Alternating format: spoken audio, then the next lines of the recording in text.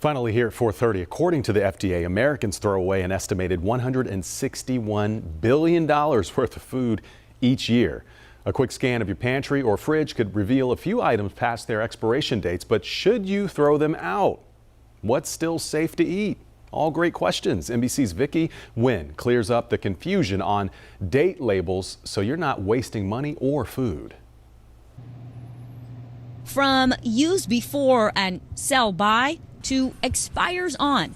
Date labels on packaged foods like milk, meat, juice, and pantry goods. Opening a can of confusion. The variety of terms can make it tough for you to figure out what can stay and what must go.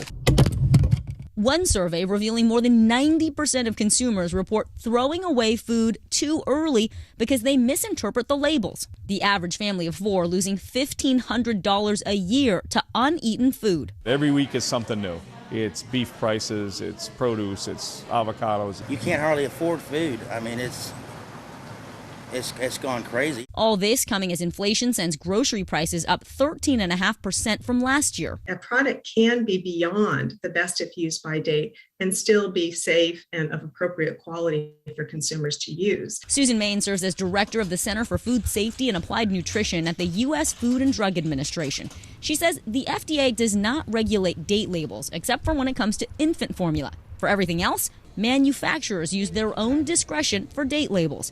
Main says most indicate peak freshness, not safety. It really means that this is a quality date and not anything that you can't consume a product after that.